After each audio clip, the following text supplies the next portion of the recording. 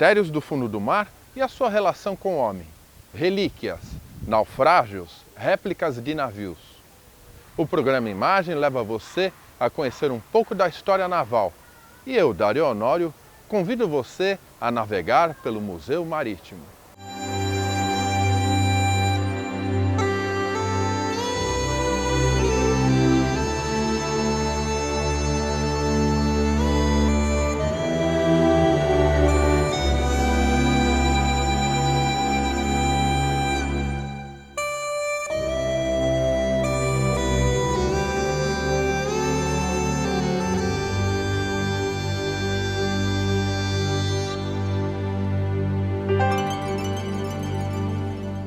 Luiz, o que é o Museu Marítimo?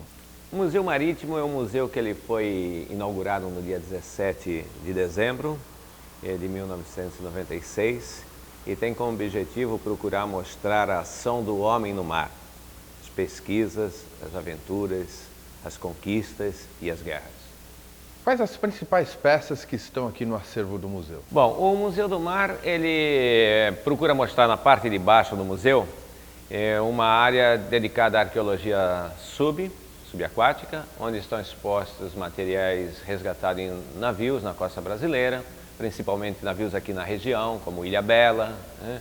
E isso em ordem cronológica. Nós começamos também mostrando um navio da Bahia, que é uma peça que nós temos mais antiga aqui, que é do Galeão Sacramento, de 1668, passando pelo Príncipe de Astúrias e outros navios da região. E também na parte de baixo nós temos uma área dedicada à história do mergulho, né? Onde mostramos equipamentos antigos e atuais.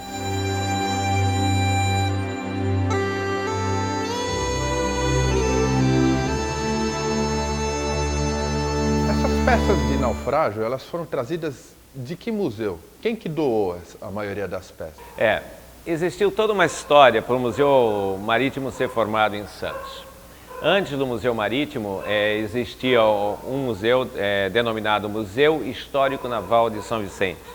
Nesse museu é um trabalho de aproximadamente 50 anos, de um engenheiro suíço-alemão chamado Carlos Alfredo Ablitson, apaixonado pelas coisas do mar, e ele desenvolveu na própria residência esse museu, e peças que vinham através de amigos, que eram doadas, ou peças de maquete de embarcações e dioramas que ele mesmo fazia e expunha no museu lá na cidade vizinha de São Vicente.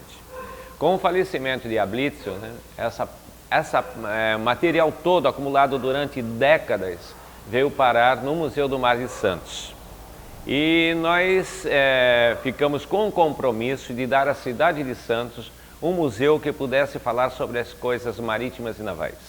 Então foi criado este Museu Marítimo.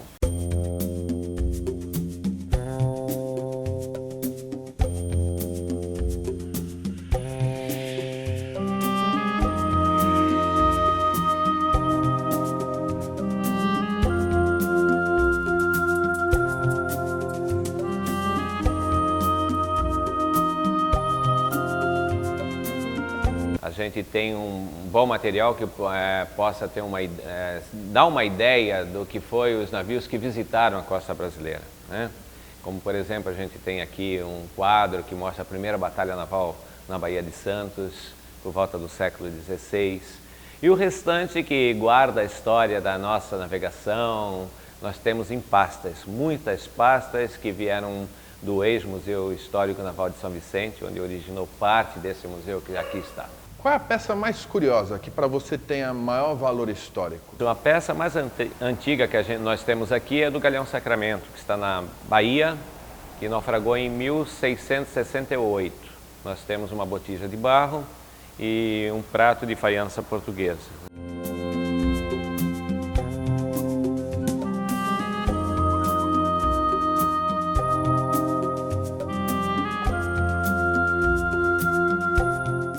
Que é uma maquete construída por um tripulante do navio Vinduque, né? Esse navio, só para você ter uma ideia, ele saiu numa época de conflito, em 1939, praticamente início da Segunda Guerra. Ele saiu da África, cruzou o Atlântico e veio parar no Porto de Santos.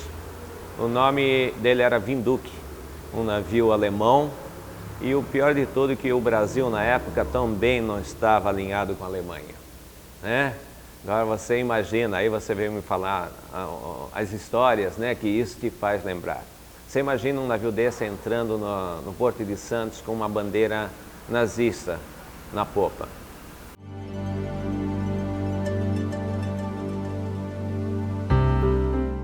Né? Então o que a tripulação fez? A tripulação tirou a bandeira nazista, pôs uma bandeira japonesa, tirou o nome Winduke, colocou Santos Maru e entrou no Porto de Santos com Winduke. Um navio que não era de guerra, um navio que era de carga e passageiros.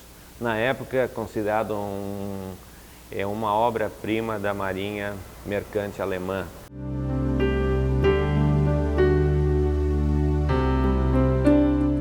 Mas um navio extremamente equipado. E passado alguns dias, o pessoal viu que não era o Santos Maru que estava aí. A tripulação todas eram de alemães, né? E o navio ficou aprisionado do porto durante 2 anos, com a tripulação a bordo.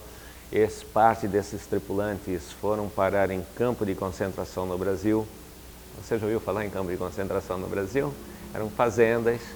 Eles ficaram nessas fazendas, muito bem tratados, mais preservando a integridade física deles do que realmente um campo de concentração, né?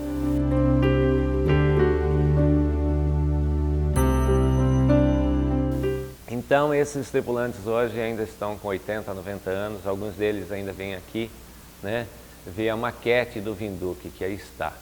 Né? Então, nessa maquete a gente mostra realmente como era o Winduke e temos também uma jarra de cristal do Winduke, assim como uma bandeja da tripulação, né?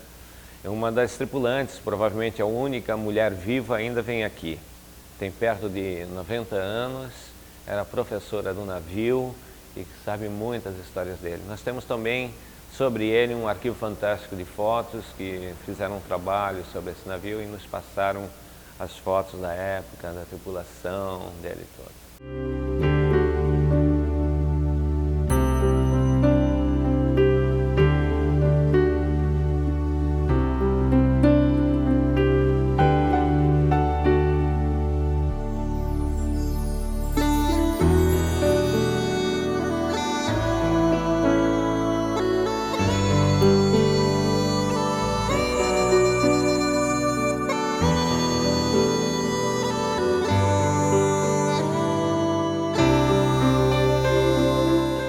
Foi interessante o que essa tripulante, no dia da inauguração do museu, 17 de dezembro, de repente a dona Hilde, o nome dela, esteve aqui no museu, perto de 90 anos, e eu cheguei a perguntar para ela: a senhora veio com alguém porque a senhora é de São Bernardo do Campo, né? Não, eu vim sozinha dirigindo o meu carro, né? Porque eu vim ver a inauguração do Museu Marítimo e o Winduke que está aqui do meu lado. Só que eu não me gosto que me chame de professorinha. Eu era realmente professora do navio, das crianças do navio. Qual é o maior naufrágio da costa brasileira? Em número de vítimas, eu posso te falar que é um naufrágio que está bem perto aqui de Santos, que é do navio Príncipe de Astúrias, um navio espanhol, que naufragou em Ilhabela em 1916.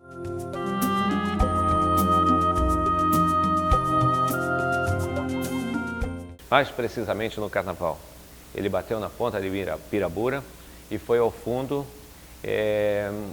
vitimando cerca de 447 pessoas. Tá? Então esse navio hoje é um navio que está sendo muito pesquisado, já tem livros que estão sendo feitos sobre eles, documentários, e nós temos peças desse navio que estão depositadas aqui no Museu do Mar. O mergulho realmente no Príncipe é muito difícil, devido ao local onde ele está situado. A parte mais rasa do navio começa com aproximadamente 20 metros e vai até 50, 60 metros, com fortes correntezas e mergulho somente em alguns dias do ano.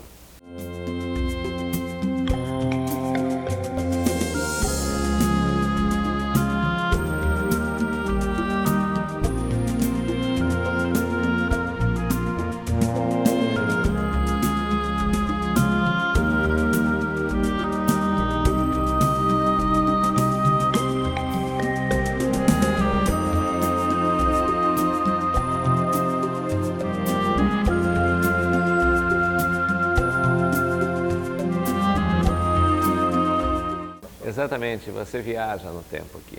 Viaja no tempo porque você chega perto desses naufrágios que estão aqui e você começa a pensar o que deve ter acontecido na época. O que aconteceu para que ele fosse ao fundo, né? Alguns são encalhados. O que aconteceu para que ele fosse encalhado e ao pouco, e com o tempo, o mar fosse levando vagarosamente esse navio ao fundo, né? Então tenho feito algumas excursões aqui pela região, conversado com pessoas que viram, por exemplo, o Aimoré encalhar em Ilhabela e contar histórias sobre o Aimoré. Eu tenho procurado escrever alguma coisa sobre isso. Eu tenho procurado, com poucos recursos que a gente tem, gravar algumas imagens dessas pessoas que não existem mais e que nos deram alguns relatos sobre esses navios aqui da...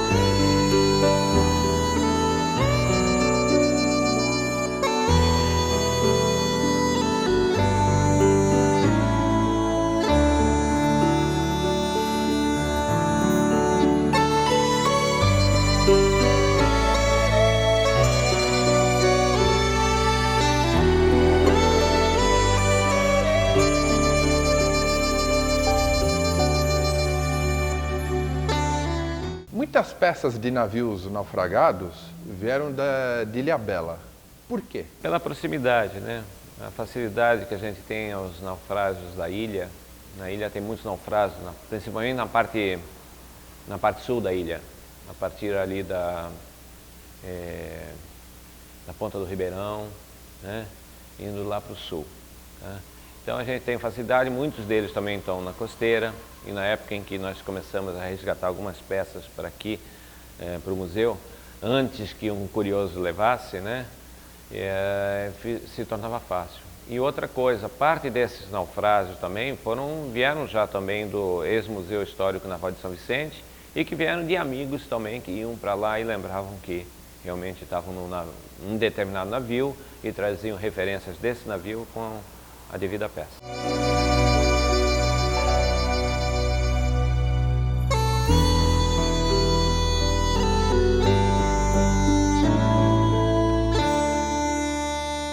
Tem uma parte aqui do museu que é dedicada ao mergulho. É possível ver através dessas peças a evolução dos equipamentos? Alguns equipamentos antigos nós temos aqui no Museu do Mar, como por exemplo os escafandros, os famosos escafandros C.B. Gorman ingleses, né? Fabricados por volta de 1900, 1920.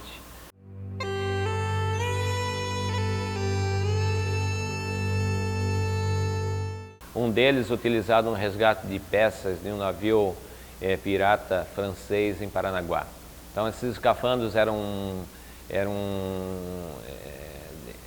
cabeças de bronze, né, ou de cobre, e eram impulsionados através de ele era fornecido ar manualmente através de uma bomba que ficava no barco. Então desciam mangueiras imensas até o mergulhador no fundo do mar, e dois amigos ficavam rodando imensas manivelas, né, para manter o fluxo de ar.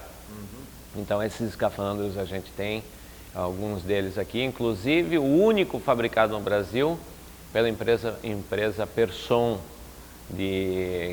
cuja sede era lá em São Paulo, e esses escafandros também eram utilizados no garimpo, tá? E também no mar.